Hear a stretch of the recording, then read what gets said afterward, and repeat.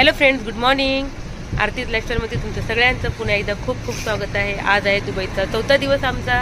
आज आम्ही दिवसभर आमचा सध्या काही प्लॅन होता. दुपारी 2 वाजता आम्हाला पिकअपला येणार आहे. आज आमचा प्लॅन आहे काय काय अक्षत? दुबई फ्रेम, मिराकल गार्डन आणि ग्लोबल विलेज. आता आम्ही लंचला चालू आहे हॉटेलवर. त्याच्यानंतर हे 3 गोष्टी करणार आम्ही. संध्याकाळी आम्ही रूमवर येणार.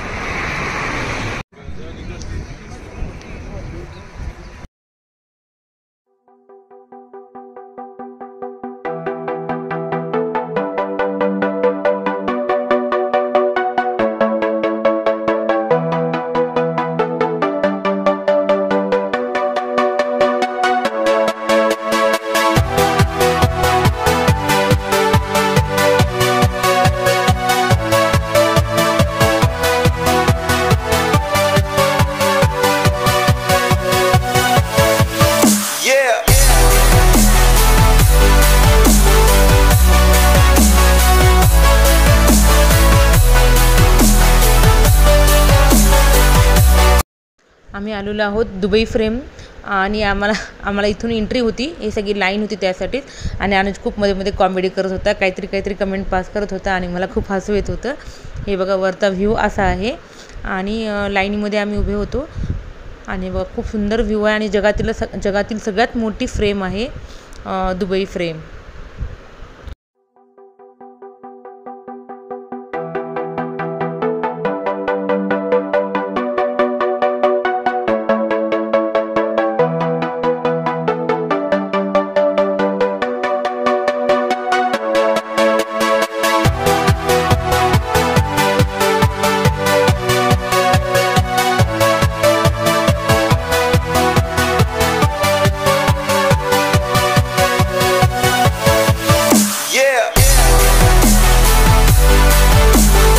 हे बघा वरून खूप सुंदर व्ह्यू दिसत होता आणि असा ना ट्रान्सपरंट होता आतमध्ये सेंटरमध्ये.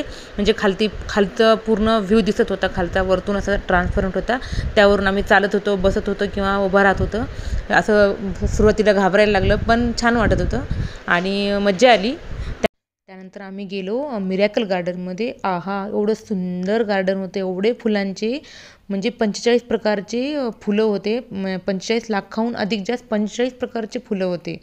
आणि म्हणजे त्यामध्ये ना खूप छान असं हे होतं, सगळ्या म्हणजे फुलांचे केलेले होते. घड्याळ, जहाज, महल किंवा असं वेगवेगळ्या टाईपचे असे कार्टून वगैरे केलेले. आणि गिनीज वर्ल्ड रेकॉर्ड पण मिळालेलं आहे ह्याला.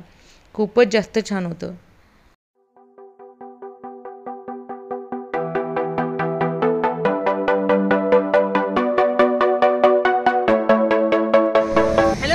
आता आम्ही ग्लोबल विलेजमध्ये आलेलो आहोत.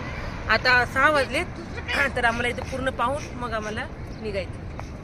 काय सुंदर अनुभव आहे हा, अद्भुत अनुभव आहे. माहिती आहे का, म्हणजे एकाच ठिकाणी तुम्हाला सगळ्या देशांचे तुम्हाला म्हणजे सगळे देश पाहायला मिळतात थोडक्यात.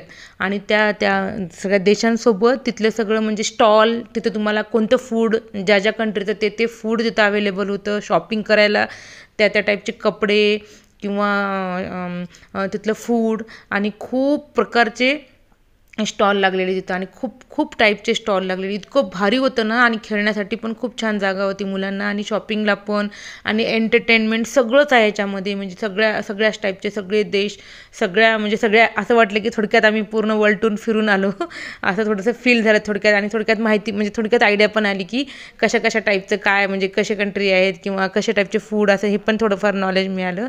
आणि खूपच भारी, मला तर खूपच आवडलं. हा म्हणजे कसा अनुभव, एक्सपिरियन्स कसा हा फील करण्याचा आहे.